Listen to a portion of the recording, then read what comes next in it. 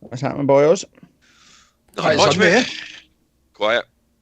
Boys with a H. What's happening, boys? What a glorious day. Everything we say for the next hour and a half will have a H where it's not supposed to. And as many Ivory Coast flags as we can possibly get. Get it right fucking up. Yes. Yes. Well, hello everybody. Thomas, how are we? Oh, good. Quiet all day. Just full of good times. We're back. We obviously missed out last week, so we're not going to talk about that and just be all positive today. So great. It's true. Kev, we obviously work with each other, so this week I've been telling all of the Celtic fans in work that my ideal scenario this week was lie down to Rangers on the Saturday and then beat Celtic on the Sunday. So I'll be wearing my brown brogues to work tomorrow. Nice. There's not that many of them in our office anyway, so it's fine. Oh, no, that they're no winning every single week.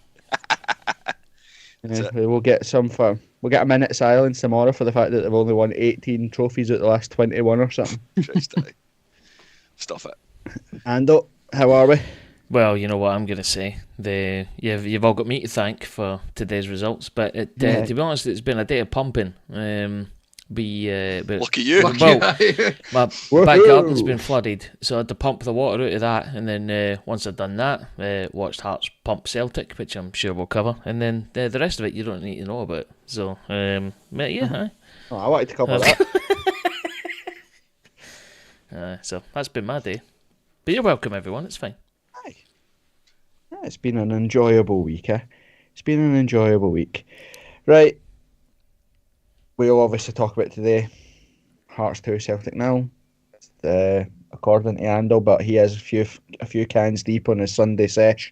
Said that it's the first time in our history, is it, that we've went back to back without beating Celtic 2-0 and without conceding a goal? It is. I have double checked this and triple checked it and quadruple checked it, and I come back to the same result the entire time, which is the first time in back to back league games in history where we have beaten Celtic and not conceded a goal in either of the games. We have went from a cup into a league game, back-to-back victories without conceding a goal, but this is the first time back-to-back in the league only that it's ever happened.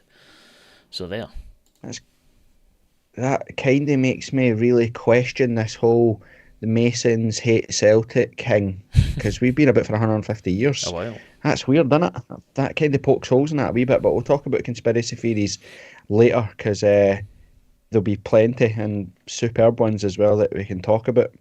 But thanks to everybody that's joined us on YouTube as well. We're going streaming live to YouTube, because why not? Make sure you get your questions in, anything you want to talk about in any of the games over the last wee while. Ideally, we'll avoid talking about Ibrox, because it was a total and utter disaster, although yesterday's results at Ibrox have made me even more angry about the result, so let's not talk about it. We'll talk a bit about the derby midweek, as the Leaf Globetrotters came to Tynecastle and won 1-1. Gutted to have lost to them, but you move on. We'll obviously talk about today's game, talk about all things Hearts headlines, look forward to our next game, which is Morton in the quarterfinals of the Scottish Cup a week on Monday. Sound good, boys? Absolutely. Magic. First comment on the YouTube, right. Darren says that the game's live on Sky again if we want to just do a watch along. Just re-watch it. That would be fun. That would be fun in game. Although, the more you dissect it and the more you watch it, the more you'll realise that actually we let them off the hook today massively. They should have been absolutely battered, but we'll talk about that in a wee bit later. We've got to do a Tamdown first. Andrew, you says you've got a Tamdown, don't we? We do that first, and then we'll join into... Aye. Right, let's go for it. I'm going to keep... I could turn the live chat off for this, but I'm not going to. I'm just going to rely on everybody just to be honest. I will not be honest. Nah, I've changed over. This is how we do things here. Right, well, just for that time, I'm not going to tell you the exact date or... 2 victories on the bounce against Celtic. So I am going back to the last time that we done that. I'll tell you roughly when it was. It was in 2006. That's all you're getting. So that will give you everything that you need to know. So usual, for anybody that's a first time listener, it is go through everybody that played in the game, subs bench, subs used, etc, etc. Point for each one that you get right, and total points wins the game. So I think Corbett should start this one because it's been a while since he went first. So Corbett, over to you. We're going back to 2006, and this The last time that we beat Celtic back to back. yes, aye.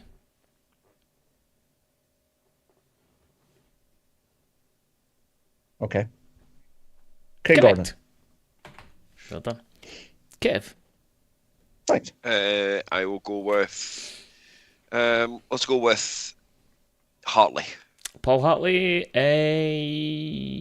is not on my list. No. Right error, but it wasn't involved. Wow. Tam. Stephen Presley. Correct. Corbett. Roman Bender. Yes. Well done. Tam. Sorry, Kev. Jankowskis. No, wasn't involved. Tam. Okay, Jesus.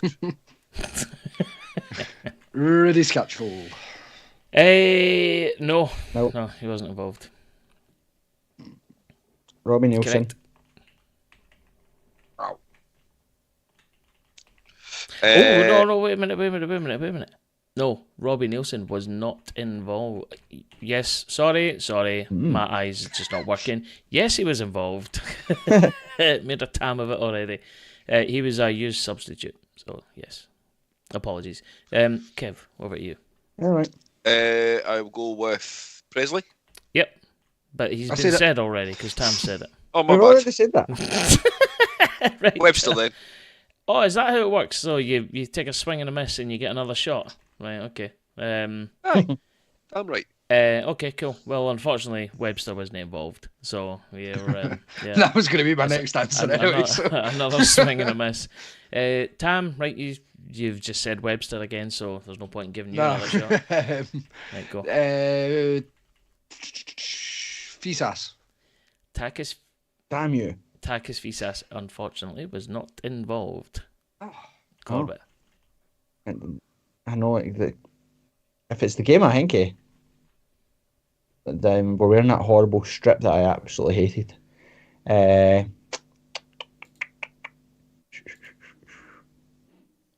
What's the Greek guy? Was Caripides there? Caripides was an unused substitute, yes. Absolutely right. Over to Tam. Sorry, Kev. Yep.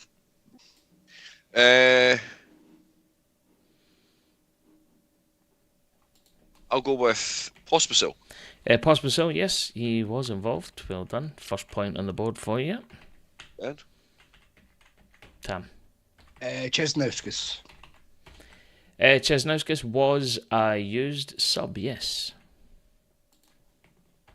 Miko. Yes, he was also involved. Kev. so we've not. There's no. So was Zaliukas in that team then? You asking or telling? I am telling. Okay, I'm not- no, he was not involved that day. So, right, move on. Tam.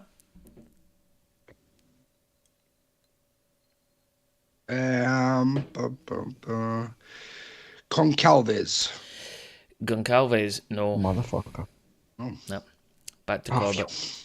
You just dodged. You just took my There's bullet. a That was Fisas my- as that well. was the You've one done I it was twice, thinking man. of. Well, if Concalves wasn't there, Christoph Berra, yes.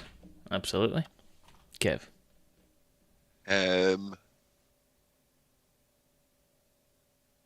This been the Austin McCann season? Oh. How many bevies have you had, man? Fucking loads. Give him my first one. 2006. Give him my first one was at 10:30 this morning, and I'm actually doing pretty well to still be alive. Flipping. Hey, Flipping. don't Do you drop not swear? F-bombs. You'll get us cancelled on You YouTube don't if you drop say flipping. F-bombs. This is a live broadcast. Yeah. The children listen to this podcast, you fucking idiot. Who else would be in that team? Quite a lot of them. Like there's. What team you're thinking? You just said Austin McCann. I know. You've not got this team, Kev. Move on. Right, go to Tam. You're in a different era. Steve County Black. Banks. Steve Banks, yes, well done. This could be a poor show of Tam. If you beat Kev, right, Kev's not coming back. That's it. Right, Corbett, you're next. Julian Borelli, absolutely. Love that guy. Kev. Agua. Yes, absolutely. He was there. Tam. We've got many starting lineup left. Michael Beale's son. Michael Beale's son. Michael Beale's son. Cammy's cousin. Sean Clare's stepdad. Okay, I'm just going to go with my original answer of Ibrahim Tal, please. Oh, okay, right, okay, fine. Yes, Ibrahim Tal, yes, he was in the starting 11. The starting 11, you get 2 players left to get, and you've got 3 subs left to get. So, over to you, Corbett. Was Jamie Mulder there? No. Because he definitely wore that horrible top, because that's the top that we got beat by Athens in. You don't like that one? It doesn't make the tremendous backdrop that you've got there right enough, so I would assume not. But exactly, no, it does not. I don't like any of the Yukio Bankas tops. The Hummel things were absolute Hummel. Correct. Good answer. No, they were shit. They were shite. Right, whose shot is it? Me. Kev. Jonsson? What?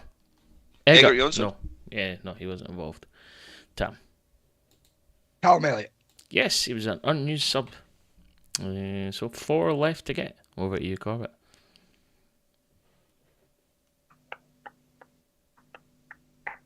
Right, so we've got Gordon in goal, Nielsen, Berra. Nielsen was a sub, though. Presley, Takis. There'll have been one crazy, useless Lithuanian. Barassa. No. And if it helps for everybody else, you have got all of the Lithuanians. There's none left. All right. Unfair advantage to Kev next. No, not really. It's not even close to being an unfair advantage. Velichka? Velichka? No, he wasn't there. No Lithuanians left, but where you stop drinking, sir. Stop drinking. Mikey Galloway. What's going on? Right, Tam. I think Kev's got rum and coke in that. What is pretending to be a water bottle? Wish it was, mate. Yeah. Said Hartley wasn't there, so that means we need some sort of centre mid. I would think. Well, we've said Aguar, Carapides, and Brilliant. Right, true. Pirelli. I don't think we've got a right back unless Tal. Not to help you, played but right back. I'm struggling. I'm chapping, I think, at this point. Okay, right, move over to Corbett. Andy Driver. Andy Driver's good, but it's not. It's good, but it's not right. No. Is he not there? No. Good answer though. Kev. Would Neil McCann be back? Will we speed this along? Cause Yes. Well, he played in that top. I don't know if he'd He been was. in that game. He was one of the starting 11. So yeah, you get a point for Neil McCann. Right, see, Kev, you're in. You know where we are now. You know what team we're at. Because we also had played in that horrible top. Yoho Makala. Oi, well done. Yes, correct. He was a used substitute. So you've got 2 players left. I could give you clues for both of these, but I'm not going to, because this one sits with Tam. So Tam's keeping an eye on the YouTube. And to be fair, actually, no one in the YouTube has called the 2 remaining players. It's not on my screen anyway, to be fair. No, I've just seen the comment there from Blair Robertson. Where's the hair systems went, Ando? God, we'll cover that in more detail shortly. You missed. I think you missed it in the chat anyway, didn't you? I think I liked one of them. Whoever put hair on you in that chat is actual. It's true. Yeah. By the way, you definitely should be on the way to take me up the road and pump me based on that point. Get to Turkey, like. I was surprised you didn't react when I done it. I was buckled, but yeah. Oh, was it you? Was it you? Oh, Yeah, shit. yeah. Right. Fucking coming after you now. Are you right, Tam? That's the funniest you've ever been. Right, 2 players left, one in the starting 11 and one on the bench. And I'll just open it up, so free for all. Off you go. Yeah, I think we need to. We'll give you a clue for one of them. But there was Lee Johnson still there. at the time. No, he wasn't. However, this player shares the same first name. Lee Wallace. Lee Wallace. Oh, Tam, you got there first. And the Gives it a bit there, eh? the final one is I could give you a stat that would set him out right away, but it sounds like No. see if you cough Don't on know. a hangover. This is the kind of noise he would make. He's also, I think, the club's most expensive player. No, Bisleisure. Aye, Bez Leisure. Aye. Okay, sorry, I have to give that to Kev. He did say it first. Oh, there you go. So the final. Stuart's inquiry. final Kev doesn't even know Mate, if it's Tuesday or it doesn't Sheffield really Wednesday. matter. Corbett has won it by a distance. So Corbett on 8, Kev on 4, and Tam on 6. I should have done that properly in order, but Kev, you're last. So You still and can't put me second. Is what you're Corbett saying, wins. Yeah, a wee bit. So yeah, there we go. That was the game. It was Hearts 2, Celtic 1, Sunday the 6th of August, in the Premier League. Way back in Is that the one that- 2006. Is that the one that Lego Teeth made an absolute James of it? The pass Aye. back, was that yes, that one? It did. Aye, the pass back for Bednar. Bednar right. scored I get what twice. you mean now. They Yeah, should have had a hat trick, but they chopped it off. Remember, they chopped one of his goals off. absolutely right. Yeah. But there's a conspiracy, no? I know, I can. Because I remember hearing it in the time it was Bednar's dad was in the Masons, Lark Hall Masons, and went to school there. And his dad went to Govan High School, so Yeah. that was why. That's why it got Even chopped though off he was on it. born and bred in the Czech Republic, he was a sleeper agent I know, the no, entire but time. don't, Yeah. Aye, don't of course. forget. Don't let that stuff get in the way of any of that stuff. But yeah, well done, boys, and congratulations, Corbett. It was a foregone conclusion. Let's be honest. Oh, thanks. I had half in my head thought you were maybe going to talk about the last time we beat Celtic 2-0 at Tynecastle. Well, there was a couple of things I was going after, but I figured this one was a little bit more, and I hate to use this word, inclusive, because Tam would actually get some of the answers. Aye, stand a chance. When was the last time we beat them 2-0? The season that Paulo Sergio was the manager. I think Rudy and Ryan Stevenson scored, didn't they? I think Chris Commons gets sent off actually. You know, get sent off. The was a good knee hide somebody. The last time we beat them 2-0 at home was the 2nd October 2011. So it was we were back. Would have been Jeffries at that point, was it? And then Sergio came in later. No, I'm sure Sergio was a manager. I'm sure it was. Well, it might have been Jeffries actually. I can't remember. I think it was like that was part of the 11-game unbeaten thing, or whatever. But I'm sure it was Paulo Sergio. But I might be wrong. Oh well. Well, before we dive into reviewing the matches, some headlines. Frankie Kent out. Is there any update on injuries or anything? I know he didn't play the day, but did Robbie? Wow. Why have I You need that? to stop drinking. Quite like Stephen Smith you now. need to drink. And I absolutely hate Robbie Nielsen. Why is he in my head? I'm having a nice day today. Lives in your head, fucking rent free. Exactly, mate. That is true.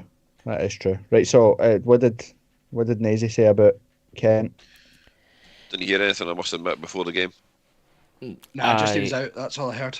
Yeah, and I'll be honest, I've never seen the pre-match. I turned it on right at kick-off, and I didn't see anything in the post-match about the state of his injury either, so I was wanting to listen to the BBC podcast before we done this, but I've not had time, so I genuinely have no idea. Talking of which, how the flipping heck does Packy Bonner get to be a national broadcaster? You're just listening to Celtic TV. It's actual ridiculous. Like, I think someone highlighted in their community chat or whatever when they said We almost scored the third right at the very end, and like the only comment they could make on it was how tired Celtic were. Know how literally very lucky Celtic were that we let them off the hook with poor finishing and bad decision making in the final third, because we should have absolutely hammered them. But he is the most infuriatingly dull man on planet Earth. Him and Willie Miller. So there you go. There's a tangent I didn't think we'd be talking about today. I do quite enjoy Willie Miller's pain that he's suffering this season. I've heard a bit of BBC because I'll listen to the build up when I'm not travelling to Tynecastle this season on our great unbeaten run for ages and ages and ages. So I hear all the Willie Miller tears, and it's great. It brightens up my Saturday. Beautiful. We'll talk about Aberdeen later, because it's worth a funny mention to our friends from the north, because they are having quite the season, which has tickled me no end. So we can talk about that later. But I actually thought today we'll talk about it when we come to the game. But I think the biggest compliment that we can pay the side today is the fact that there you go, a couple of weeks. We never missed Kent, as per the chat. Thanks, mate. The biggest compliment we can play this team is that we never missed Kent today. And that's no slight on Frankie Kent, because Frankie Kent, outside of probably Lorne Shankland, has been by far one of our best players this season. I think he's been absolutely superb. Obviously, there's some chat in the community chat on Wednesday night about the fact that we should have took Kent off earlier. But I quite liked what Naismith said after the game about Kent. You know, he was basically determined he wasn't going to come off. He didn't want to come off. Very similar to Gira's comments today, where they said that Shankland was 50-50, but was absolutely adamant that he was playing. He didn't want him not to play, which was class, and plays into my theory what I'm taking to work tomorrow. Obviously, I never played last Saturday at Ibrox, but Buster got to play the day, so I'll send me and Lawrence will be shining our brogues tonight. Like it'll be a good laugh. Halkett, again, the chat. I don't know if the club are easing him back in, or if I think Naismith said after Hibs, I think, that Halkett was to see a specialist basically to get the all clear where he could come back and play or not. Obviously, he's nowhere near the side today. We're not heard anything, any update on Halkett. And you've heard anything? No, same goes. One of the ones that's a bit worrying though, it's like when was his first game back from injury earlier on this season? It just seems that. No, we brought. Oh, on you go. No. It's like he's come back. He's played a reasonable amount of minutes, so you would think, but it's like I don't know. He's getting to the point where he can't be relied upon, and I know that like injuries are, it's horrible when he has to go through it and we have to deal with it as best we can or whatever. But it's like it almost feels like if we can get him for 2 or 3 games on the bounce, then we've won a watch there. It's like his injury record now is becoming a real concern. But right. He's in the same category as Bhoys, isn't he? You just can't get him fit for any lengthy time. I think I've actually pretty much missed all of last season. Yep. Bit part here or there, and he's pretty much going to miss all of this season as well, which is a real shame because I really like Craig Halkett. But as you said, football's a ruthless business and can't really be relied on. I just hope that whenever he comes back, that he's back, and can get a run in the team, because Hearts are definitely a better side when Craig Halkett's playing. So 100%. Hopefully we can get him sorted. What are there any other updates on Boyce and Mackay as well? Again, nothing that I've seen. You're on mute, Kev. Fuck. I'm still trying to tell us Kenny Black played in that game. What, did they? No, I'm just saying that Mackay's back training with the first team, but I don't think he's in consideration for any, or he definitely wasn't for today, but maybe for next Monday. It was pretty noticeable the day when you looked at the bench how lacking in attacking options we were, both Wednesday and today, I felt. So it'd be good to get some more bodies on the bench for them anyway. Aye, we've kind of we've noticed that a few times this season. Obviously, that some of our, you're still looking at Oda, Vargas, and Tagawa being in the bracket of not punts, but they're projects. Do you know what I mean? They're not players that you can turn to the bench and rely on. And the good thing that's kind of dug us out a hole, and we've even seen it again today, is that turning to the bench and bringing on the young boys, Tate and Denham or whatever, they're no longer, like, they're slowly but surely coming out of that punt category, if you know what I mean. They are reliable, especially that. I really like Denham, but I absolutely love Macaulay Tate. I think he's absolutely superb. There's the picture of the three of them strangling that Alistair Johnson, which will be iconic for a while. Like, none of them are any higher than his nipples, like, but it's still funny to see. It's still funny to see. But it's good to see that those young boys are cementing themselves in the squad. Vargas has kicked on. Well, obviously, we'll look at the days like today. I think Vargas could have made a big difference. He's a benefit in those games, same with Oda. But I thought Tagawa played okay. I thought he was busy enough when he came on. Maybe unlucky not to get a pass at the end type thing, and the ball got stuck under his feet as well a bit. But a big transfer window in the summer, especially, would be potentially. Touch wood, we'll have some form of European football next season, so it's definitely an area of the park that I'd like to see us strengthen. Anything else Hearts-wise? Morton, Monday night, sold out. We're all looking forward to a wee trip to Greenock Morton. Not you, Andrew, you're not allowed. Oh, well, obviously, yeah. The missus did ask actually if I was going. I was like, nah. Do you know where Morton is? There's no chance I can get there without having to take a week off work. Aye. Kevin, Thomas, are you going? I'm not going. Yes, I'll be there. Kevin Thomas. I will be there. Staying overnight in Glasgow, actually. That's right, actually. I Good think input, you man. told me Cheers. this story on Wednesday night. Did your missus no say, it'd be great, we could go for a wee night out in Glasgow, it'd be great, we'll have a wee romantic time to ourselves and all this? And you're like, two fingers up, I am away to Morton on Monday night, cheers. No, that was not me that you had that conversation with. Sounds familiar, though. Don't know who you were talking to, but definitely wasn't my missus. I was talking to you, you steaming gimp that you are. I knew there. No, definitely not. Definitely not. It was never even discussed. I said that. So from that point of view, but I will be there next week. Aye, it's good. It's obviously it's all old Mingin Terrace or whatever, so it'll be interesting to see the amount of threads on kickback that pop up for people complaining that people stood where they want to stand, etc., etc. I'm looking forward to the fallout for that. You look at the stadium, right? A couple kind of of picture in mind of the old Brockville, like Kev, Corbett. You guys will definitely. Handle, don't talk about Brockville when we're in the cup. I don't want to talk about Brockville in the cup. No. Just Scotty was 4-0. Forget about it. It was it Jason Scotland or something? Scored a hat trick, wasn't it? Then would it have been Craig Gordon's first ever game, wasn't it? That's right.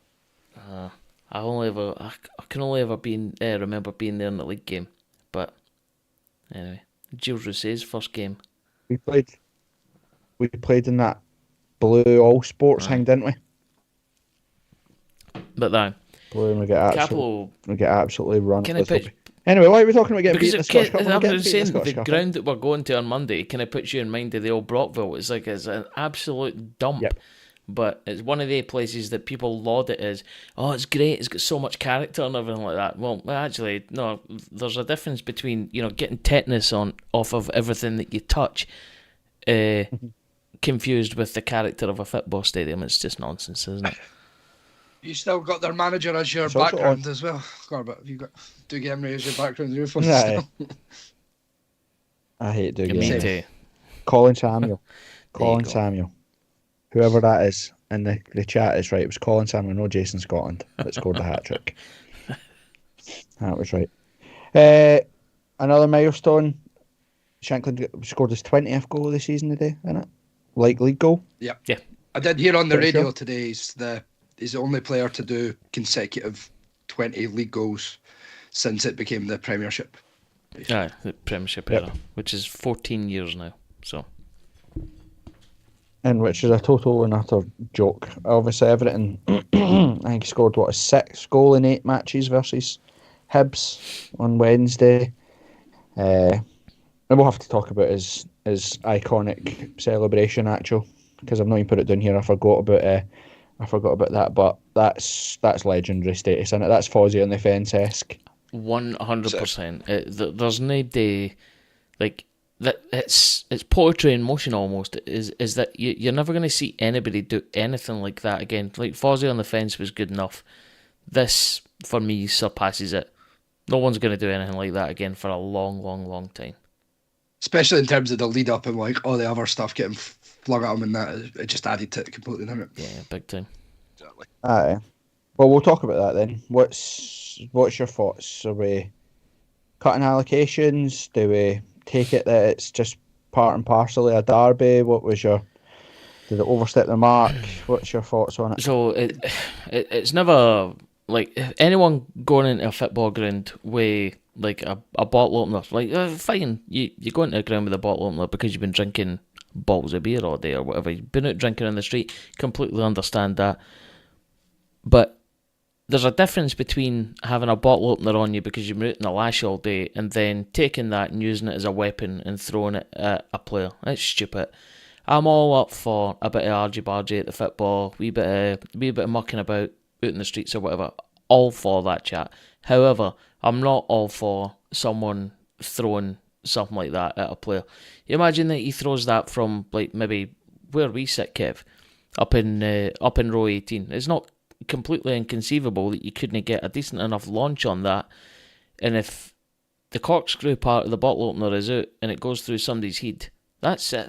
That's like the guy's dead. Like that's no laughing matter. It's absolute nonsense. Absolute nonsense. Aye. Agree with you. I think there was 34 vapes and lighters collected, over 20 coins, about at least 20, 30 juices, obviously some pies, Well, half a pie. AirPods, corkscrew, half a pie. I know Shanks made a light it with catching it, and then his Instagram post or whatever was quite funny, but I don't know. It's a tough one. Because if we cut their allocation, let's not forget that after Lauren Shankland scored the winner at Easter Road in the 94th minute, when you actually beat a football team, we didn't draw 1-1 and win. We actually won and won. So you have to differentiate when you're talking about the Edinburgh Derby so that folk understand what you're talking about. But there was about 200 seats broken that night. And no fault of, well, obviously some folk breaking them or whatever, but coming off the back for people standing on the seats and all that sort of stuff. So you didn't know what to get. We see it with Celtic and Rangers. I've been to Celtic and Rangers matches with no away fans there, and it's terrible. There is nothing better than, Shanks scoring a 94-minute winner and us being in their home patch, like getting it right up them, etc. And they obviously got to experience it on Wednesday, winning 1-1, so they get to slaughter us, stayed in Tynecastle celebrating their 1-1 victory. So I get it. I hope the clubs talk about it, try and address it, because to be fair, if we're going to be nitpicky, they punched Bobby Zamal, which is no bad thing because he's a fucking dickhead. But they also hit Xander Clark with a vape, burst his head open at the 3-0 game, didn't they? The last time. They chucked stuff. If you watch when Shankland scored his penalty again in the 3-0 victory hang at Tynecastle, he's getting stuff chucked at him when he's about to hit his penalty. Coin lands just at his feet as he hits it, etc. So it is a tough one.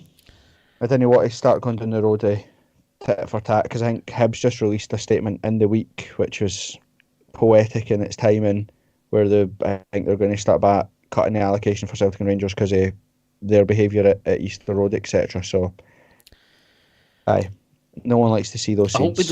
No one likes to see. I hope we don't scenes. see a knee-jerk reaction, right? So, okay, like on Wednesday it was particularly bad, and I think we all acknowledge that, and we'll like draw a line and we'll move on.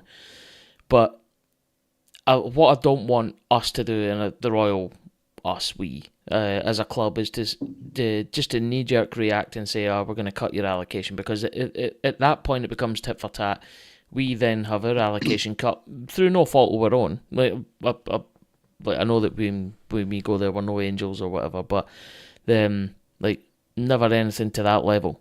And they would just cut our allocation because we've cut their allocation, and then everybody loses at that point, right? So hopefully, and you'd like to think that Hibs fans en masse in general will probably be a bit pissed off and a bit thinking, what the fuck are you doing? I know it's a small minority or whatever, but hopefully that's enough to make a difference, that it maybe doesn't happen again the next time. But if it continues to happen, then you're between a rock and a hard place, aren't you? You're going to have to cut the allocation. It was a bit embarrassing. Somebody was throwing 2 pences. I haven't seen a 2 pence since about 1995. No, you still have Who them. even got 2p?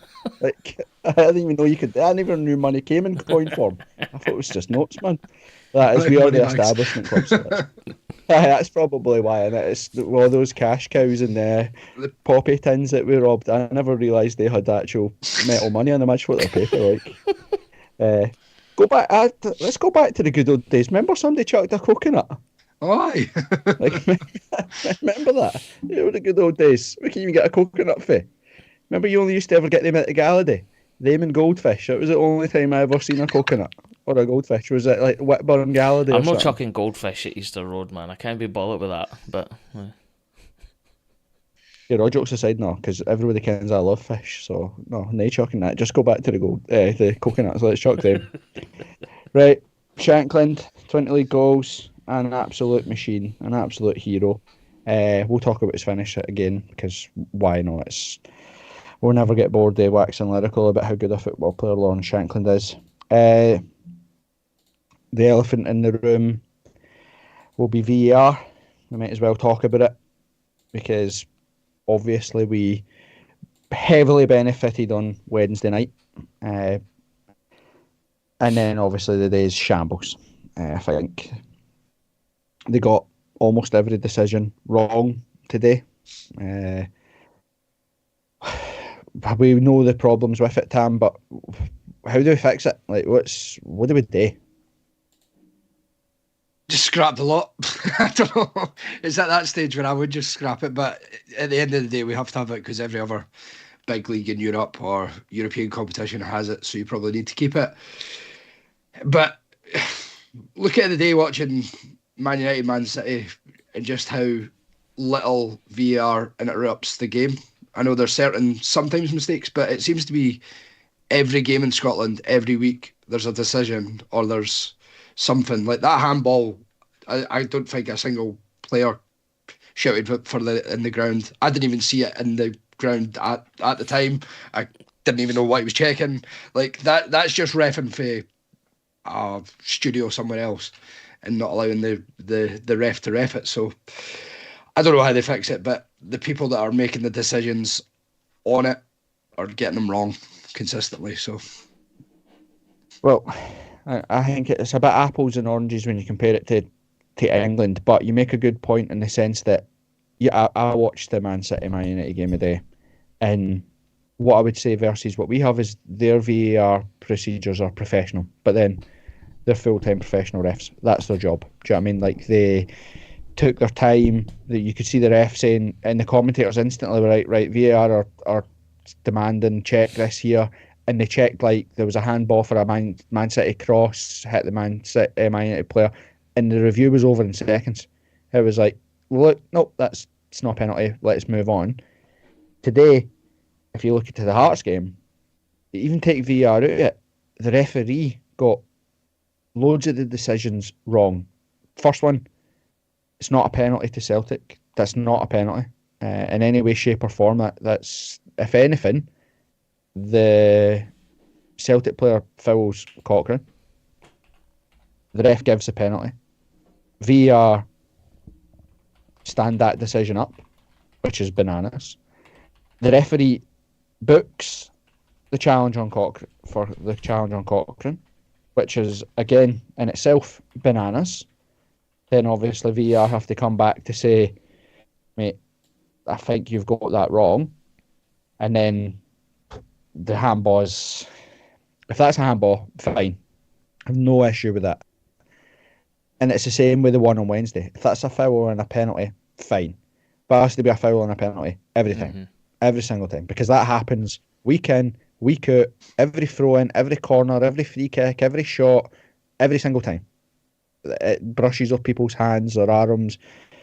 You get people that stand in the way, people that bang into folk in the box and stop runs and obstruct them and all that sort of stuff. So it's, I don't know if it's like, if it's the consistency thing that bugs me, or if it's just actually we've went a step ahead where we should have been. It should have been full-time professional refs, teach them properly, give them a few seasons to learn how to do the job properly, make it their profession, make them accountable, and then give them the tools to make them better. It feels like the horse is already bolted, so to speak. I kind of agree with you on that, in the sense that I think your point on being professional referees or making them professional, yes, absolutely, it has to happen, because you introduce consequences to actions when you do it just now. Because just now, like, if these guys are lawyers, butchers, bakers, candlestick makers, whatever, then they've only got a limited amount of time in their personal life to, after they've kept the roof over their head, to actually invest in this.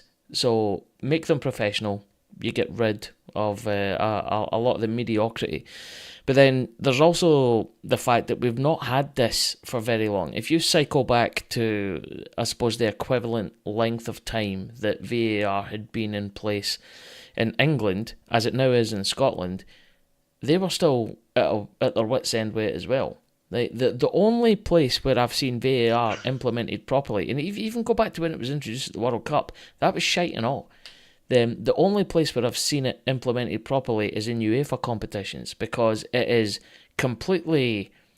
It's a very, very slick process. I don't know how they do it, but basically it's a case of, right, VAR check, and every single decision is over in like less than 10 seconds. I've never seen one where it's actually getting into the stage where it takes ages and ages and ages. We need to get to that level. Now, again, there's probably a lot to learn from their system, but that's where we need to be. I think we're still quite junior in our VAR journey, so I think at this time next year, if we still have this sort of shite going on, then we really need to do something about it. Aye, you're right. We are junior and where we're at. But what worries me more is actually the technology's no wrong. The use of the technology's no wrong. We just seem to get the basics wrong, and that's what worries me. But look at yesterday in the English Premier League, the referee made a mistake with the dropped ball, gave the ball to Liverpool when it should have been Nottingham Forest, and 2 or 3 phases later, Liverpool score, etc. So it's even in England with professional refs and stuff, mistakes happen. But what I'm really worried about, and what I feel that we're heading towards, is that refs aren't reffing the game anymore. They're letting things go, they're letting things happen, and just hoping that VAR come in and sort of save their bacon, if you know what I mean. And if we go back to Wednesday, I actually think the Alan Forrest one is more of a penalty than the Vargas one. Like it's just random as hell. And listen, we've been on the positive end today and on Wednesday, but we've been on the bad end of it, so it swings and roundabouts. But it does feel right to then what would be better. We have to call it out when it goes for us, when it goes against us, because what you start looking at is even in the offside.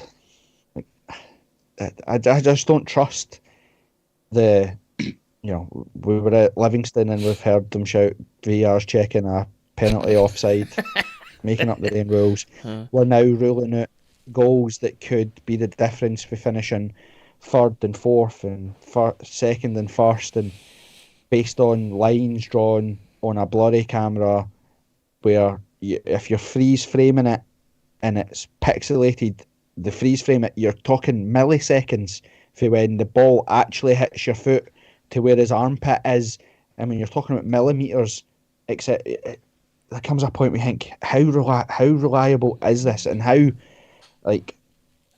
much an advantage does Lawrence Shankland get for the goal that get chopped off with his armpit being ahead of Liam Scales' fingernail. Like, it's a do you know really what I mean? good point, because you're looking at the technology that's used to implement the system, right? So obviously it has to go through calibrations and trials and all that sort of stuff to the point where it's up to spec.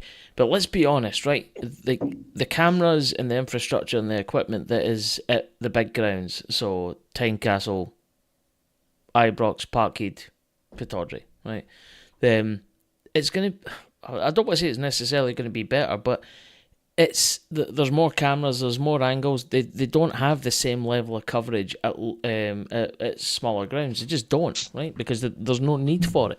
And another thing, right, that's properly embarrassing, and I don't think we've ever really spoken about this at any great length, but it ties into the VAR debate as well. Why the fuck do we not have goal line technology? Like, that's absolutely ridiculous that we don't have that. So we've got enough of the stuff that makes us the UEFA compliant, but we don't have all the bells and whistles, right? And I'd love for somebody in the group chat to go and find out this, because I don't know how you would find out. But if you look at all the top leagues in like across Europe, like, and I'm not talking about like the Estonian third division or anything like that, but how many leagues have professional referees versus the ones that don't, right? And that will tell you everything that you need to know. I would imagine that referees are professional in probably most of the big countries, if not all, and we will be the cut-off point between decent standard and part-time. Tam, maybe it's worth finding out. I'm pretty sure everybody had to become VAR compliant by the end of this season.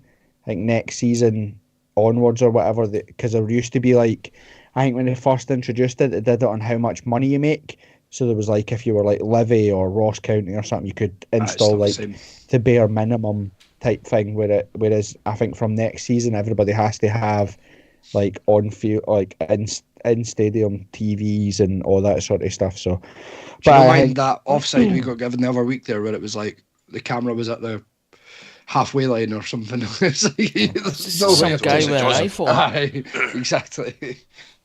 St Johnstone, was it? The Ryan McGowan one, wasn't it? I just think that it sounds stupid and everybody's laughing at it. It's like Brendan Rodgers didn't do us any favours. They didn't do the argument any favours when they make it all woe is me and it's a conspiracy and all that sort of stuff. If they put their hands up and can say, so for example, St Mirren got beat, was it maybe in the Scottish Cup actually? Can't remember. But anyway, Celtic battered them at St Mirren Park, and St Mirren got a man sent off for scoring, but his boot was high and he got a red card because he went in on Joe Hart, and that was chest height, but Joe Hart was diving, and Brendan Rodgers was saying about, it was dangerous, I can understand why it was gain and all that sort of stuff. No sensible person, none, not any sensible football person can watch the Alex Cochrane tackle and say that wasn't dangerous. Nobody. You just can't do it. Stupid. So it's like, it's that stuff that just kills us.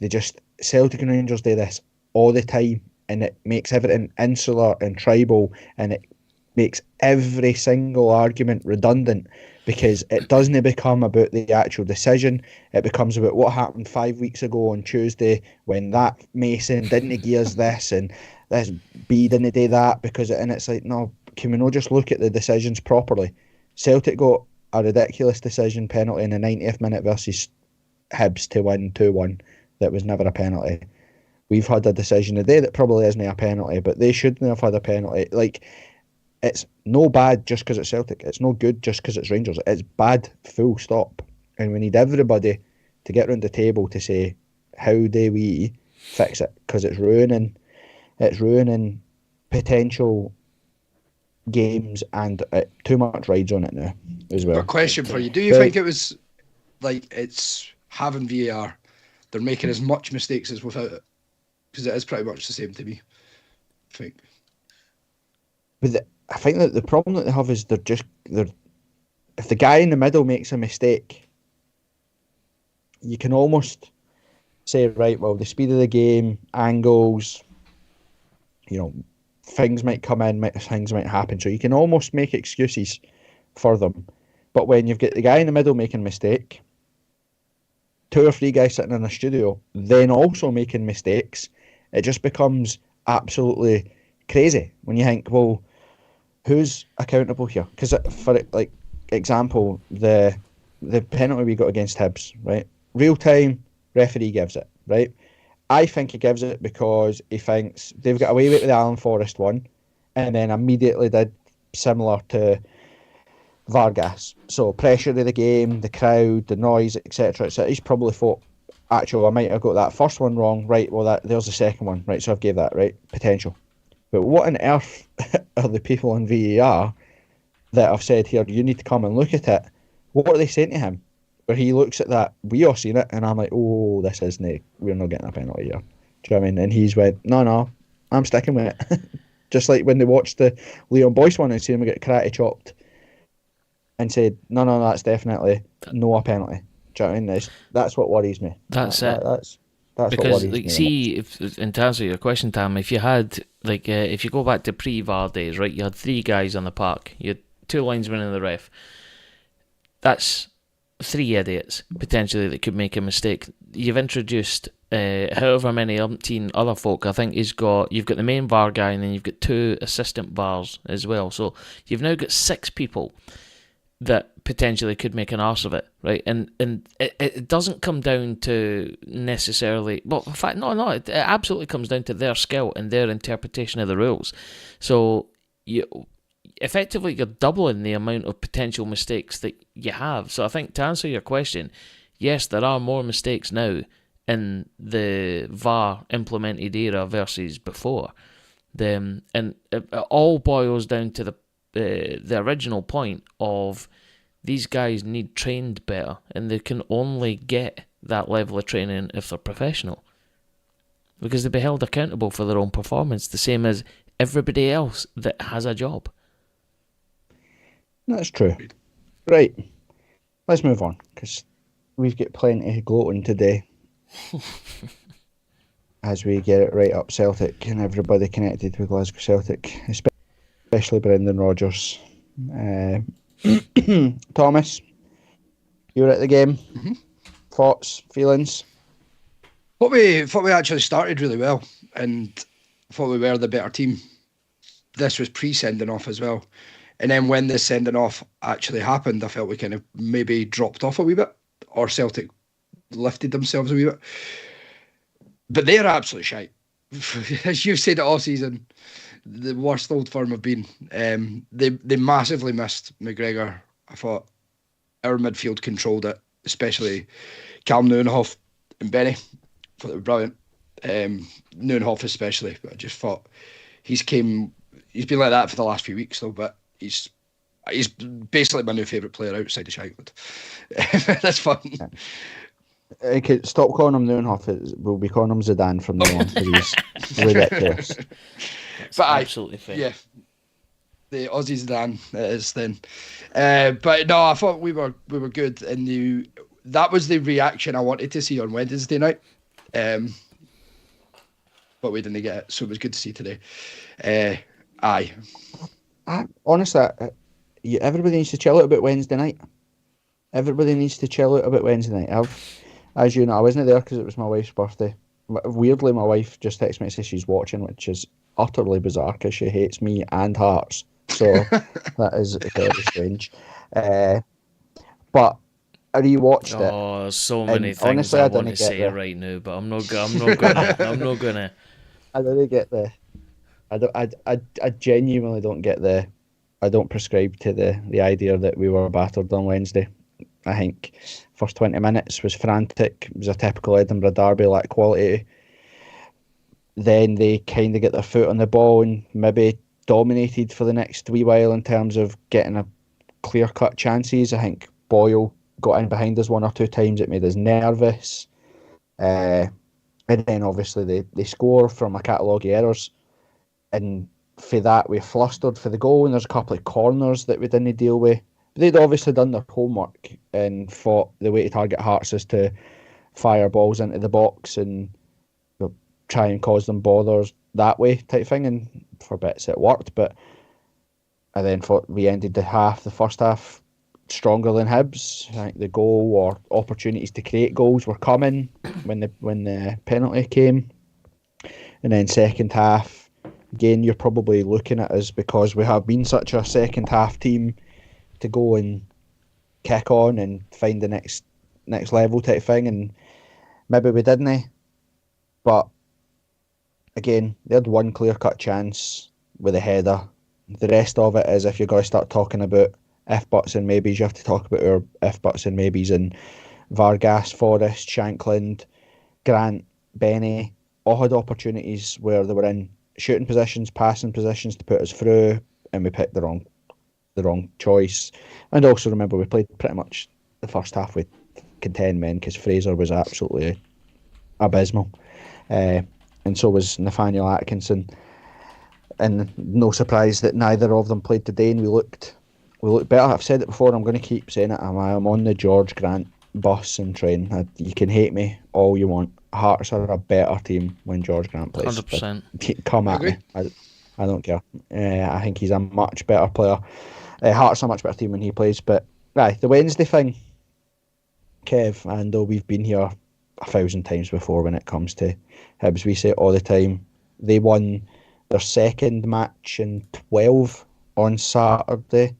We won our 12th match in 13, 14 today, and yet somehow they are power shifted in Edinburgh. They are uber confident. They're on the rise. I've never known a side that gets so happy at not winning football matches. Yeah. All right, just leave them. Let them enjoy. Carry on.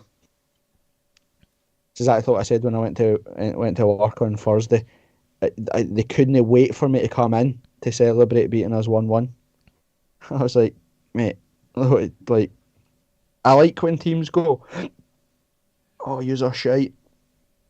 We battered yous. I'm like, I know, you didn't beat us. Like, no amount of times where you've battered us and we've beat you.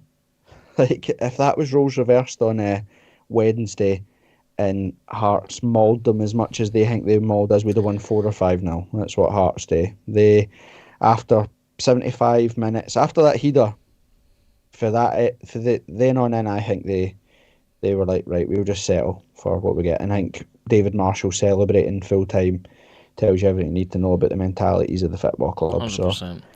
I'd on the drive up the road, because it's a long drive, got 3 hours to kill.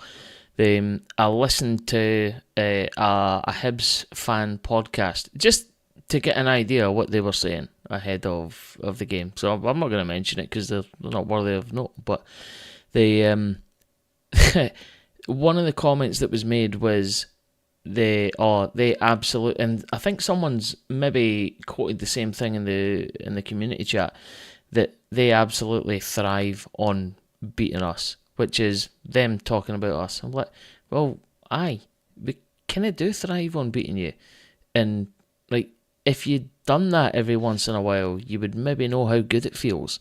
So, like it defies logic why, like, if we'd went, supposing the tables were turned, right, we went to Easter Road on Wednesday night, it was a hard fought 1-1 draw, and we were in exactly their situation, I'd be walking away for that game absolutely livid, absolutely raging at the fact that we've drawn 1-1. And to be honest, I'm still a bit annoyed that we did draw 1-1 with them on Wednesday. But it's one of the ones that it's like, okay, fine. Then make your opposition, everything goes out the window in a derby. You just know that happens, right? So it's a bit like the game that we'll speak about from last Saturday. That can happen, sometimes does happen, but you get on with it and you move on. How you react on the back of it, like what we've seen today, is the stuff that actually matters. And you're like, we do thrive on it. Like, both clubs have won absolutely nothing. We've got 150 years worth of history. We've got literally nothing. So beating each other is the only thing that you have. So millimetres count when you're in a micro cock competition. Do you know what I mean? They can Agreed. pretend that it does no matter all they want, but it absolutely does. Believe me. So I don't get it. I've never got it. I've never understood it. I don't understand their mentality where it's probably because they don't want it. Like you said, I think we're doing it in the community chat. I was born in September the 9th, 1985, and I think Hibs have beat Hearts 9 times at Tynecastle in my life. I'm 38 years old. 9 times that's happened. I think Hearts have won 27 times at Easter Road in the same time period in the league. It's embarrassing. It's an embarrassment. And I've said before, there is nothing better than sitting talking to one of them and seeing the realisation in their eyes when they say things like, Derby's going, flows are always, yous have some upper hand and then we have an upper hand, and I'm like, when did you have an upper hand, mate? Genuinely. Like when? Talk me through it, because even now we're 4 games unbeaten. We just went 9 games unbeaten when you beat us 1-0. Like, when? In my lifetime, we've had 22 in a row, 17 in a row, 13 in a row, 2 or 3, 10 What's the in a row, maximum they've 8 in had? a row. Like, I think they went to 7 or 8. I think There you go. they sang "Here We Go" 10 in a row once in a sequence that saw them win 3 games out of the 9. Like, what? They're a very strange bunch. Remember the start of last season? Remember the pitch invasion for a 1-1 draw? Lawrence Shankland turned round and squared gold the Wheatfield because they booed at full time. That is how much drawn with him is not. Don't know if you see the update to that today, though. He actually booed the Wheatfield today at full time, which is fair play. Like, good. I like that he can hand it out. But aye. So, Kev, thoughts on the day? Was there anything starting 11, starting lineup, anything that took your eye and thought yes, no, maybe so? I don't think there was anything that sort of was unusual. Let's put it that way. We knew with Kent being out, we knew that the likelihood was that Civic would be drafted in, and I generally thought Civic actually had a no bad game today. Don't get me wrong, there's a couple of moments of heart and mouth kind of situation where he cuts back inside, and I think it was Maeda sort of missed the sort of chance to take the ball off his feet. But I think if you look at the team, you can understand why the changes were made. Atkinson had a terrible game last Saturday. He didn't have a great game again on Wednesday night. So Dexter coming in was probably the right thing to do. As I say, Civic starting wasn't really probably a surprise, given we knew that Kent was already out. And we've said it already, the Aussie Zidane. I think he's probably one of the first names on the team sheet alongside Shankland and Clark. And I think we've given Clark enough sort of pelters at times over the last, say, 6-9 months. But I thought he was absolutely outstanding today. You forget that he saved a penalty. All right, wasn't maybe the best struck penalty, but I think all in all, I think the team that we put out today was probably what you expected to see. And let's talk on Clark, because obviously it's a hot topic in the community chat. But I thought Clark was superb today, even though he wasn't called into action as much as what you would normally expect in a Celtic game. He did what he needed to do. He was great on Wednesday as well. Don't get me wrong, every keeper has a wobble bit, and at a couple of times he maybe was a bit too risky with playing into trouble, etc. But he does his job. Everybody at Ibrox had an off day, so like I understand it. I love Craig Gordon. Craig who? I genuinely do. But I think you have to understand the situation that we're in. If Craig Gordon comes back now without Clark making like proper like Bobby Lamal, Joel Pereira style blunders, we don't just lose one keeper, we lose 2, because Craig Gordon's 41. He's not going to play 2, 3, 4 seasons. So he's here for Naismith is managing him the way you would expect, and Gordon's reaction to it, he spoke at the Federation rally, he talks in Hingway. I think he's happy to play in the Cups because I think he just wants to say bye. Like, I don't think he wants to have broke his leg and never played for Hearts again. He knows that Clark's the future. You bring Gordon in, drop Clark, you lose Gordon in a season. So you're now got 2 keepers that you need you need to replace. Xander Clark. Is Xander Clark world class? Is he the same level as Craig Gordon? Absolutely not. And I don't think he professes to be. Yes, he but is. He's doing what we need him to do. He's doing what we need him to do. You're right. And that's all that matters for me. That's a really good point, actually. I hadn't he's thought doing- about that. Like, if you do drop him, you alienate him, and then there's an expiry date on Gordon. I'd never even thought about it like that. Yep. Really well put. And we love Craig Gordon. We absolutely love 100%. Craig Gordon. But like you said, you think about mentality in football, etc., etc. You drop. You're in the prime of your life as a goalkeeper, and you're dropped and replaced by a 41-year-old man that doesn't have any longevity. And that's nothing to criticise Craig Gordon. We adore Craig Gordon. We absolutely do. But Xander Clark is more than an able replacement. I think he'll be pretty close to Jack Butland in terms of clean sheets as well. He obviously gets another clean sheet today, saves a penalty today. I think he's unlucky on Wednesday in terms of, I don't think Devlin or Atkinson covered themselves in glory with the Hibs goal. It should have been defended first. I think Kent covers himself in glory, but I thought Xander Clark was outstanding as well.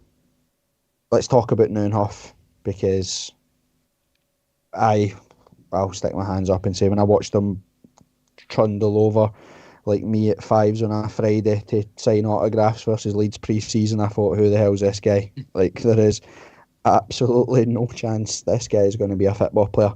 But he is slowly but surely turned into the midfielder that we've been desperately crying out for. 100%. I think he just matures more and more with every game. He understands more and more about the Scottish sort of mentality of how they play football, and from that point of view, he gets himself in and about it. But he's also got that little bit of creativity about him as well. You know, he knows the right run to make, and I think he plays well alongside a number of different players beside him.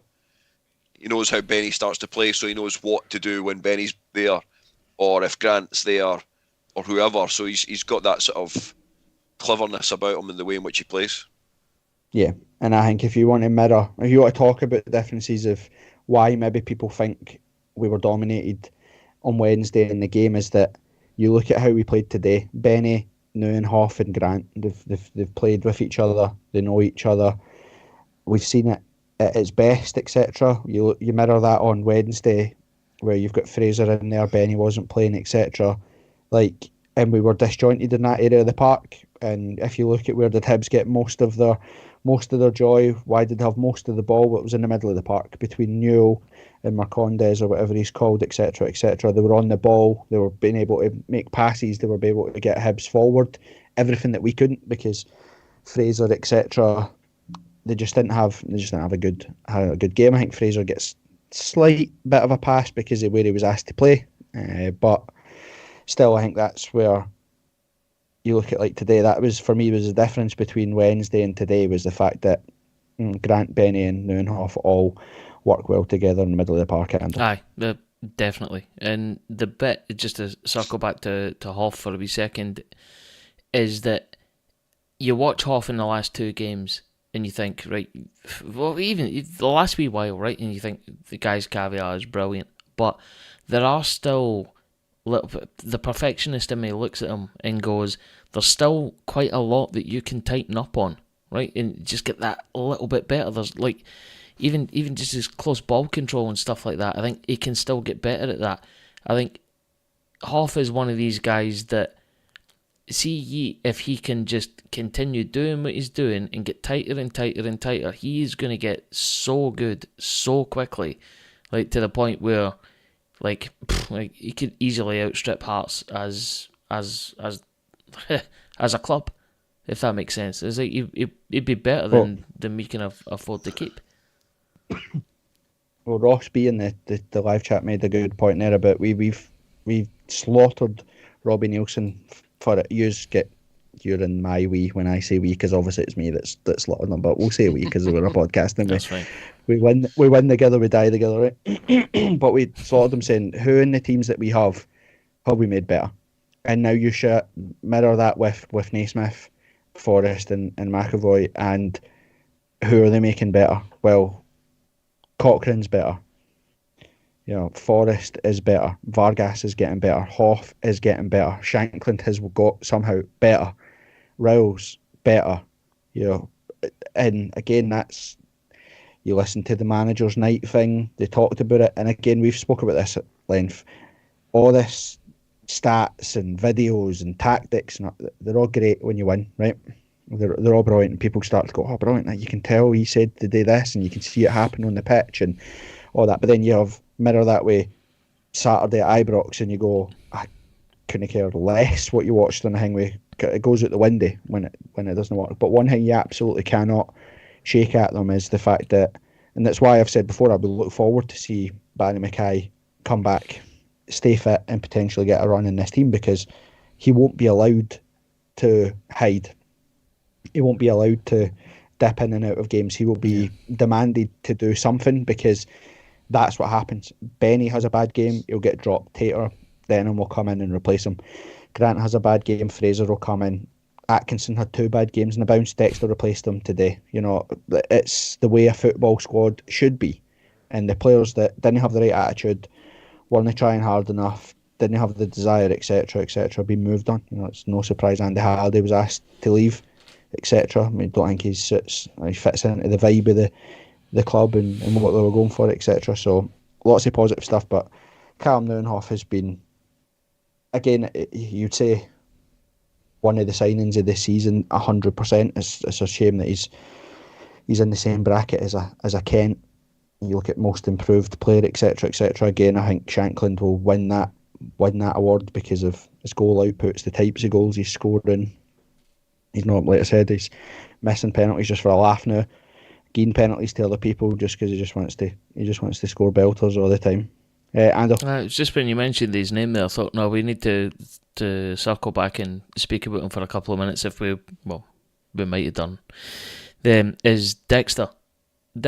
Today I thought he was absolutely class. I don't think there's very much he done wrong, if anything at all, right? And I think someone shared in the community chat that when Dexter plays, I think he's got 100% win rate. We've not lost a game where he's played. Jambo Sai. We Specky Sai. Yeah. Him. It was Sai that said it. But and again, class again today. But again, you have to go back to the management team, don't you, and say that I think Dexter has played well, but not impacted matches and drifted out of it. Atkinson's comes back, and that threat of, well, actually, you've been good, but not good enough. You're out the team, and now he's come back in today, and he's taken it. And again, I spoke about this before last season, and you look and you say, oh, there was disconnect in the dressing room towards the end of Robbie's time. And again, you look at, if you're Alan Forrest, for example, and you play 75 minutes and you didn't have a great game, and you're replaced by Barry Mackay, and Barry Mackay plays 90 minutes, and doesn't have a good game, but still plays, and you're like, well, I got dropped, so why is he not getting dropped? What's the sketch? And vice versa. You look at, it was all over the park last year. Snodgrass couldn't get dropped, always had to play, etc. But Devlin, whenever he made a mistake, didn't have the game that he was supposed to, he was dropped. And now you're looking at, the disappointment of Dexter saying, sorry, you're dropped, but the guy in front of you is performing better than you. You go, right, well, fair enough. But then also, when the guy in front of you isn't performing well, but you get the chat to say, right, you're playing on Saturday, you soon learn and realise, wait a minute, I'm not got 2 games to get this right. I've got 90 minutes, I've got 45 minutes, I've got 30 minutes, whatever it may be, I have to get this right or I won't play. And I think that's a great culture to have at the club, Kev. Yeah, and then, you and myself are of an age where we know about the way in which teams were, put together back at Tynecastle in the late 80s, early 90s. There was always players that were like that. You knew perfectly well that they would, if they got their opportunity, they would take it with both hands. And I think for a long time, we sort of fell out of that particular kind of category of the type of player as well. And from that point of view, it's great to see that sort of coming back in, that we've got depth within our squad.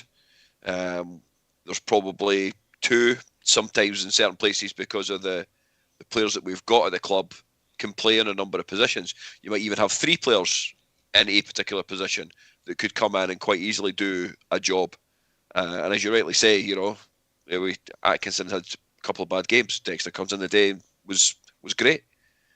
So it's good to see, and it's something that I think you've got to give Savage, you've got to give Naismith the credit for actually making sure that that's actually in place in regards to the way in which we want to play the ball and play the game and move forward with it. So yeah, all good. And folk coming on with genuine enthusiasm, Tam. You look at the young boys coming. I was actually just trying to rack my brains as to what it was like last season, and you look, you'll be bringing on Tate and Denham or whoever today. Vargas when he comes on, Oda when he comes on. Last season we were bringing on Gary Mackay-Steven. You're bringing Alan Forrest on with 10 minutes to go. He's disengaged. He's not interested. Barry Mackay with 10 minutes to go, saying, "Go salvage a point here. Go get the winner. Go get Hingway in." They're not interested. Like it's no their style. Where you bring on Tate today and say, "Go make tackles. Go win the ball. Go put someone on their arse. Go try and score a goal." He did it. Absolutely. I think that it must have an impact on the rest of the team as well. Like these young boys are going, they're trying to take their chance. Surely, as you've just compared it to like GMS, Mackay, Halliday, all the sort of subs we had last season, they were just they're at the latter stage of their career. They can kind of get away with a free ride, whereas these boys are coming on and trying to prove a point. And then that means the players that are starting or the other boys that are coming on are also having to up their game because they want to be involved next week. Whereas Tate could probably be due a start soon enough, or Denham's been in and out of the team, or even Finlay Pollock came in on Wednesday night and he's not been in a while. And it's just good to see. And I like that. And I think the fact that Naismith and McAvoy obviously have that youth connection with Naismith's time at the B team, and I think that helps, and he knows what he's looking for. He knows he can trust these players, so I like it. And that was a stick we probably battered Nielsen with, was the not bringing in youth, and you see what that brings now, and it's for the better for me. Yeah, and also you got like the players can see. If Fraser starts to perform, we could potentially sign him permanently. Dexter has a good game, he could be signed permanently. We already know Danda's coming in the summer, Stocky Penrice, etc. So there's competition for places all over the shop, which is good to see. Right, I'm going for a Tam. Talk amongst ourselves. I was going to say, huh? Aye. Take over the show, Tam. Go. Okay. I had your chance. What was your favourite Macaulay Tate point for today? Because I've got mine. So can we talk about him getting smashed by Johnston and then about 10 minutes later smashing him back? It was quite funny. However, I don't think he needed his 2 wee pals in order to do it. I'd have loved it a lot better if the photograph had just been him. Holding his hands up to Johnson's neck, who incidentally, right, and it's not nice to talk about this sort of stuff, but we're going to talk about it anyway. Can you think of an uglier player in Scottish football? Wow. Can you? That's that canny. He is a absolutely horrible looking sod. As a boy in Ross County, it's the same. Usually scores against us actually. Plays up front for Ross County. Let's not mention that. I should also say we are now being beamed live into a pub in Brisbane, and it's 8:30 in the morning across there just now.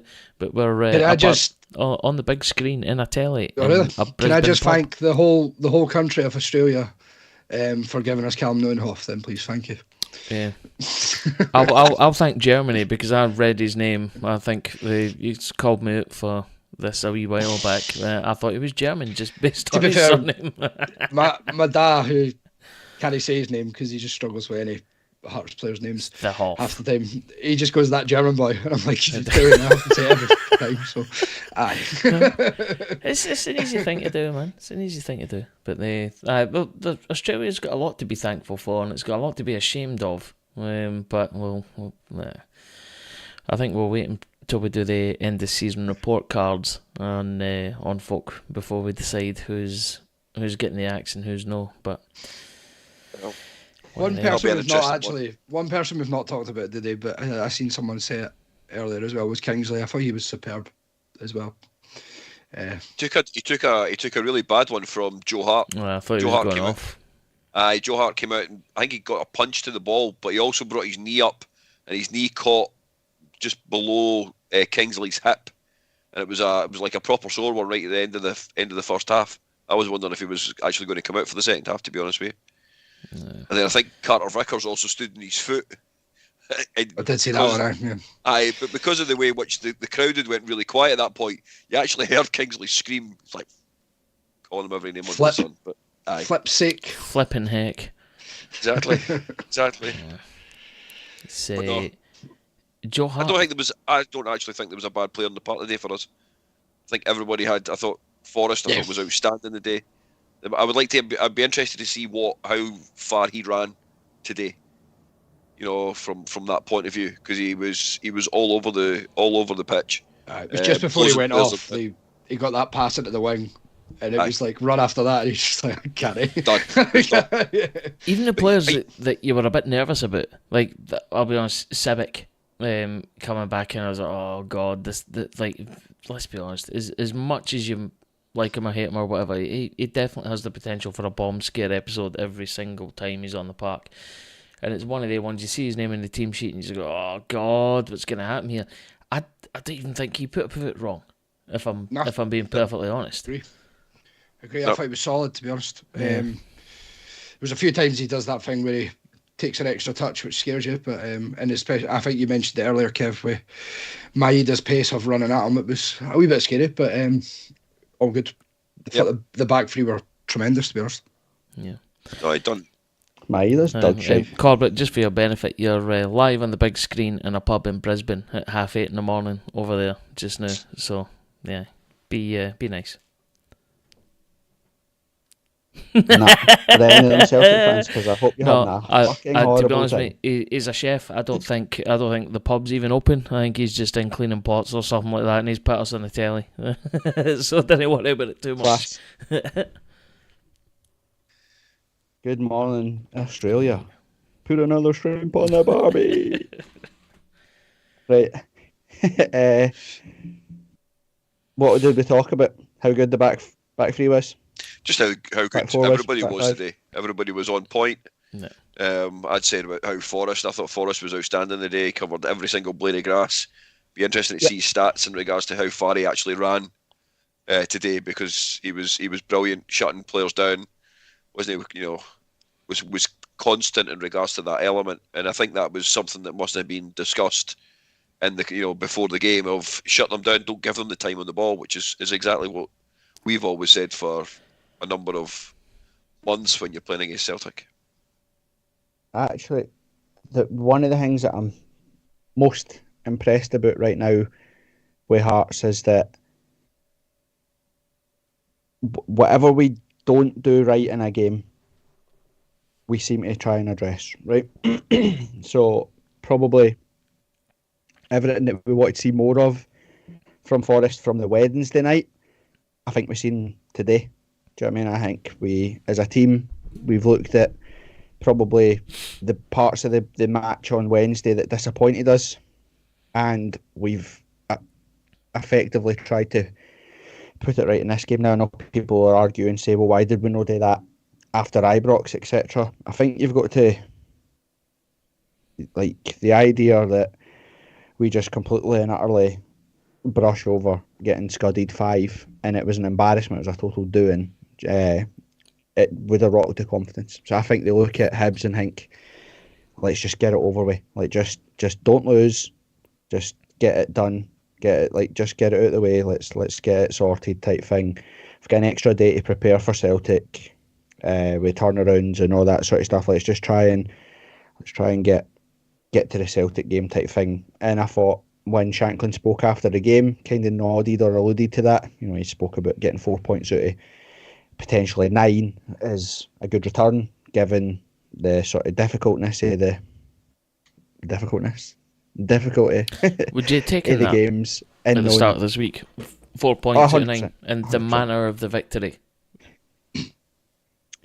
I hate to, we've just spoke about there, but that your seasons are made or broke as a Hearts manager on numerous things, but the most one that can derail, or the biggest one that can derail a season, is losing to Hibs.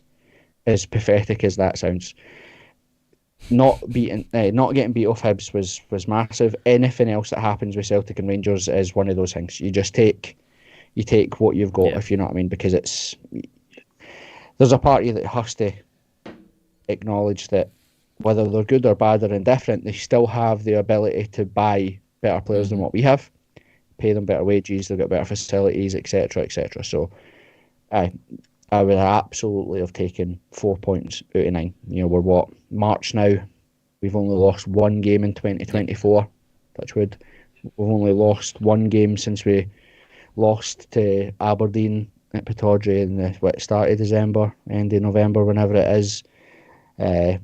We're on some run, and to get back to winning ways and to do it against Celtic, given the tears and snotters that we've seen, has been absolutely glorious. And because obviously we are nothing but relentless in our pursuit of perfection, just have to make sure it continues, because it's like you can't go through a week like that against like pretty stern opposition, come out with those points and then not follow up by beating the sort of like so-called lower opposition that we're going to be facing over the next few weeks. That's the bit I'm nervous about now.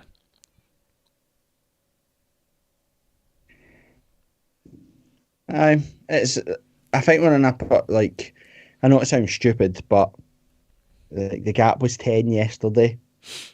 You think, you know, you get Celtic next, you're always fearing that you're then looking, right, well, we're at St Mirren in a couple of weeks, we're away to Ross County, they're in bad form, etc., etc. You as much as Hearts have been much better on the road, it's Hearts. You look at those games and you think, oh God, if we lose the day 10, you fail to pick up points for Ross County, 10 can become 7. Yeah. Then you've got a 6-pointer v St Mirren. Like, you know what I mean? These games, and Hearts have been good at it this season, where there's been pivotal matches that could have, like Motherwell away at the start, you know, genuinely on the verge of Naismith could have been sacked after that international break. If we'd lost then, you know, the club and the noise to get rid of him, and the international break would have been massive. We win, you then go on a run. Same there, you know, you're in the Scottish Cup, you've got lower league opposition. You're looking, well, we need a 92nd minute winner to beat Spartans. Then you're away to Airdrie, who are flying. You think this could be a banana skin, etc. Hearts have been good at picking up points and wins when it really sort of derails and kills the opposition. You know, Kilmarnock get a 92nd minute equaliser yesterday and think, brilliant, we're still in this. Aberdeen, St Mirren scored twice in injury time to beat Aberdeen, thinking we've just put huge pressure on Hearts, and Hearts go and beat Celtic, take 3 points that they won't take 3 points off Celtic or Rangers for. So it's been impressive. What else happened in the game that we've obviously discussed VAR, talked about George Grant's penalty was an absolute belter. There's a brilliant video of quite clearly a miserable Celtic fan sitting in the home end, having to watch his team go 1-0 down in their title challenge die, which was fun. Thanks for the ticket money, mate. We appreciate it. Joe Hart calling Shankland a about shite bag was quite funny, on the basis that he then goes and scores. Well, the lesson learned for Celtic, it shows you how little thought they gave to Hearts. They would fully understand and realise that George Grant is the penalty taker for Hearts now. The reason Shankland's been taken the last couple is because George Grant's not been on the park. So I thought it was good. It was good, and I liked him calling Lawrence Shankland a shite bag, and then himself shite bagging it at the Wheatfield when he was about to get back. That made me quite happy. Couldn't understand actually. But a great penalty for George. Why the referee never got What was involved in that? I know. Very surprised. Kev, I used to do it when Morelos did it at Tynecastle. I think Rudy Scatchell did this and pointed at his toe and got booked every week, every single week. And yet Morelos used to just stand 10 minutes after the goal had went in. He would have hovered up every pie that was chucked at him. Like that was probably why he was doing it. He was looking for kebab pies. But I don't understand that either. Shankland, actually, both his goals are just everything about how good a football player he is. Because I know folk will say Forrest should have released the ball quicker, and in hindsight, that all sounds absolutely fair, but he might never have taken it. The ball would have arrived at him further outside of the box. He would have maybe had to take a touch. Maybe takes a bad touch, goes further away. Do you know what I mean? You've got it was what it was, and it was a bother, literal a bother. Like I said before, when you actually got to boil it down and look, those decisions I hate, because I don't think you could fully sit here and say 100% he was offside or onside or whatever, because it's too ridiculous. But as an actual finish in the second half, Tam, it's an absolute joke. We're taking it for granted now. It doesn't even look, not once does it look where VhAR is. Hits it on a half volley, going away for the keeper, bottom corner.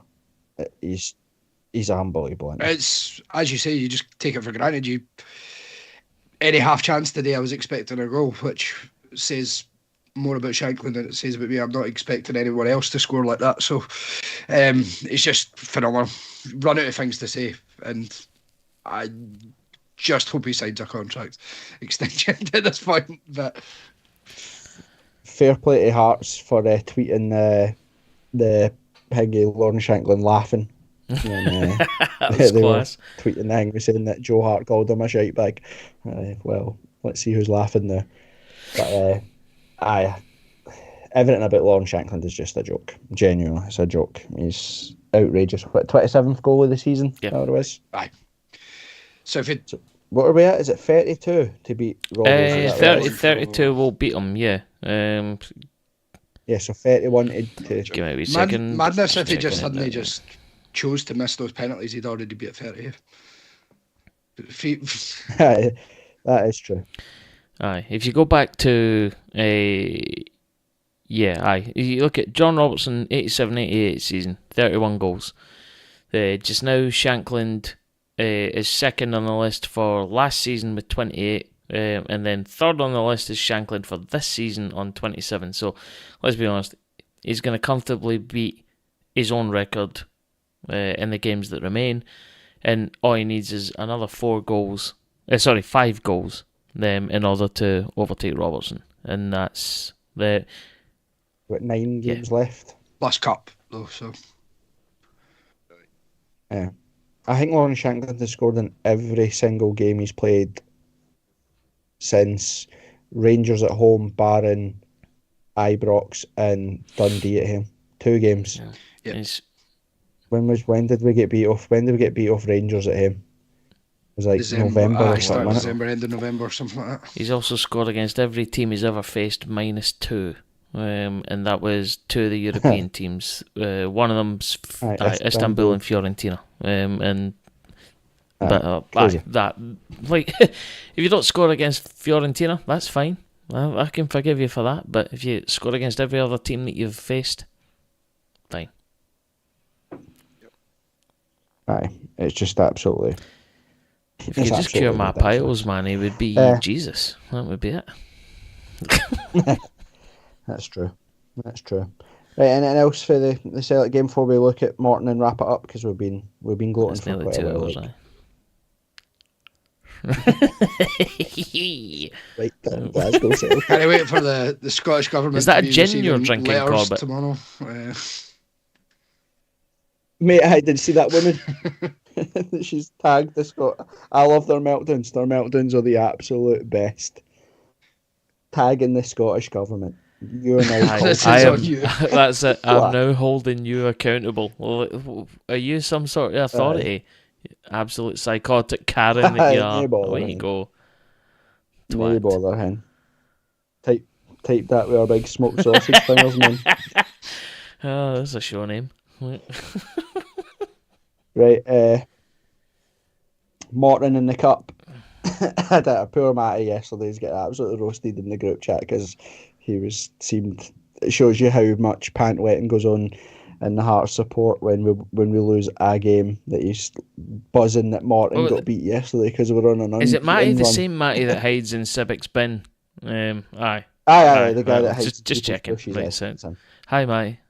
Aye, it's the same guy. It's the guy you read about in the evening news. He's been on the live ones that we do a few times. And probably outside good lad, your window. but a creepy at bastard, points. nonetheless. Aye. You get absolutely rinsed, which was good to see. Anybody? Tam, what's your thoughts on Morton? You'll be visiting there next season. We'll have you go down. Cool. I've absolutely no idea about Morton. Monday night, shite stadium, shite hole of place. You talking about Livy or are you talking about Morton? No. And Both. well, only one's that- got that Dougie stuff. Emery, and he, as you have said earlier, you hate him. I hate him and all.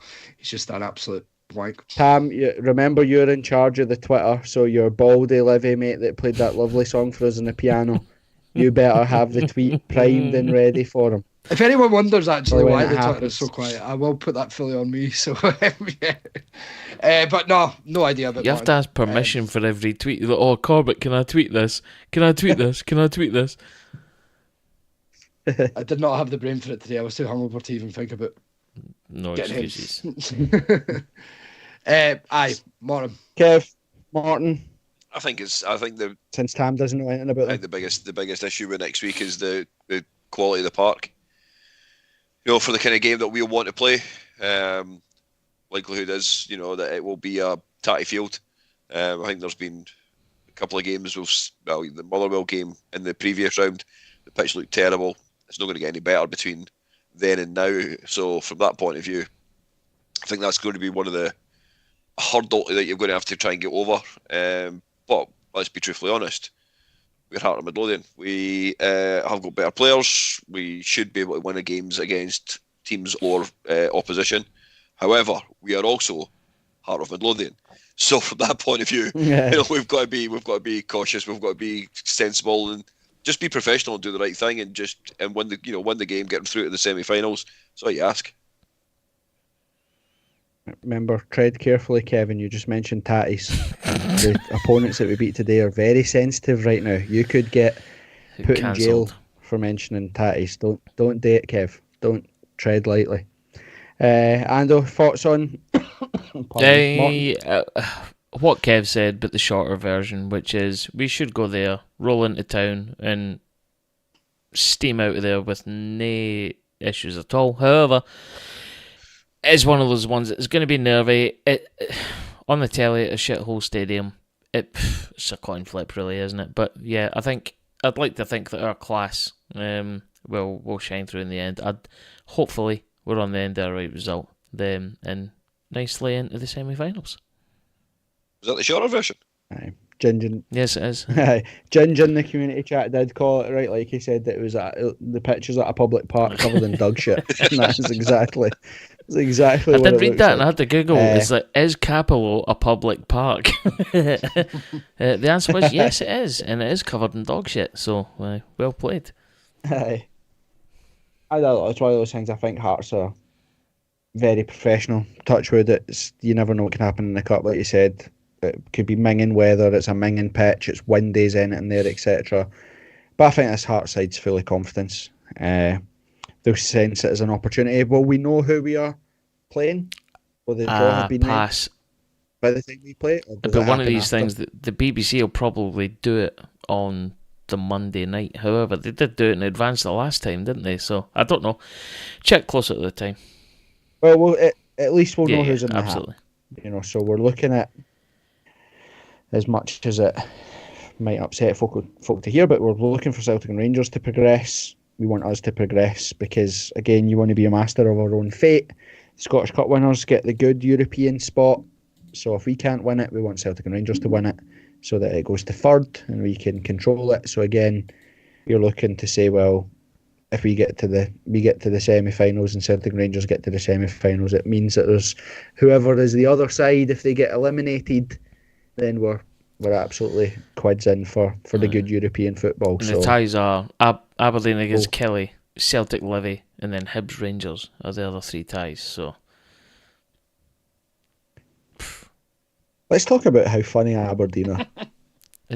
Like what is actually happening there? That is quite positively. Still stand by your statement way before that Warnock would do a job up at Aberdeen.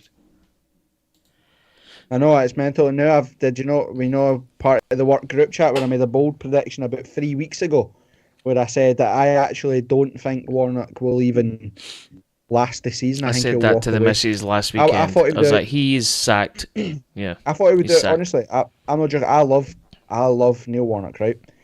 But it wasn't until I heard them post-match versus Rangers when they got beat that I was like, wait a minute, he's here for a holiday. He just wants to say that he's managed at Celtic Park, maybe Hampden and Ibrox on his swan song for the game when he was talking about the Dunoon True Blues and how amazing Ibrox was, and then he was still talking about the Dunoon True Blues 3 weeks later. I was like, this guy's he's here for a retirement. And then he went and played golf for 4 days, gave them a day off, shitting on every They're now 3 single one of his points. players at the end of the games as well, like saying Miovka shit basically and other stuff like that. It's mental. What are they? Are they 3 points off the playoff spot, or is it 4? Check. Give me a wee second to look. But they'll not be far away for that. There we go.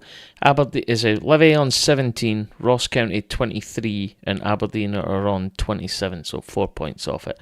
And the goal difference is 9 to the better of Aberdeen. They're on minus 15, where Roscoe are minus 24. So, and the thing is, he will. So they've got Kilmarnock in the cup at Pittodrie. If they lose that, and then they look like they're even remotely in with a chance of being in that playoff spot, he'll leave because he won't have that in his CV. He won't have like relegation playoff for Aberdeen on his CV. He'll walk away and leave them up shit creek, which would be absolutely fucking phenomenal. Aberdeen, I think, I don't know how true this is, but I remember hearing this a while back, is there's only 3 teams, well, Rangers, you can decide to include them or not, but Rangers, Celtic and Aberdeen are the only 3 teams that have never been properly relegated out of the top division in Scottish football. Yes, okay, you could say Rangers, the whole Sevco thing, get that. But Aberdeen and Celtic, the only 2 teams, I suppose, that are remaining that have never been relegated. You imagine that they were to go down. It's never going to happen, but we can all live in hope. Well, they should have. But the stadium but rules, they were saved by the 10,000-seater stadium thing. Anyway, it has been fun. It's been fun watching their absolute demise. The scenes yesterday when they were 1-0 up until the 92nd minute and still managed to get beat, which is absolute peak entertainment. But right, let's end it with some predictions for Morton in the Cup a week on Monday. Tam, what is your prediction? 2-0. To who? Yeah, Hearts. sorry. Magic. Kev? 3-0. 3-0, and it's at the semi-finals for us. Magic. It'll be 1-0 to Hearts. Nice. It makes absolutely no sense whatsoever. 2 but each. It'll be 2 each. It's 2 each until we win the cup. It'll be 2 each, and I'll be wearing 2 jackets. So, because I wasn't at Ibrox, I wasn't at the Derby, I wasn't the other day. So the 2 jackets have dodged a bullet. I'm going to Capital. I'll be at Capital. Nice. Let's hope. Well, that was. Let's hope that day in May, if is an absolute scorcher, and you've got to stand there with 2 jackets on. Mate, I I'll love to be sweating my tits off at Hampden with 2 jackets on. I will be buzzing. My heat will be in my jacket anyway, so it'll make no difference whatsoever. I just want us to be in the good end of Hampden. I don't want us to be in the Celtic end. It's rubbish in there. I don't like it. Nah, you're right. No, And I we're don't going think back so. to that pub where we smuggled all that bevy in for the petrol station the last time we were there. We'll definitely go back there with you and your 2 jackets. I mean, my 2 jackets, that's exactly what we need Love to it. do. Cool. Right, everybody, Tam, you were looking. Any comments that came out or questions that came out on YouTube that we haven't covered? I think we're actually all good. Fine. Well, that's lies. There's been loads and you've missed them all. Hi. Nah, there's loads of comments, but we Yeah. kind of covered them all, to be honest with you. So, yeah. Yeah, I'm not going to lie, I probably didn't look. I know you haven't, but it's fine. Yeah, We'll just we write need that it. one off to experience again. Right. Well, we'll give friend of the podcast, friend of the community chat, the last words. Robert Gill, who said, "Always cheated, never defeated. It's the Celtic way. Get it up, every single one of you mutant bastards. I hope you have a horrible night, and I hope your season ends in absolute tears. Good night." Ta-ta. Goodbye. God gurus.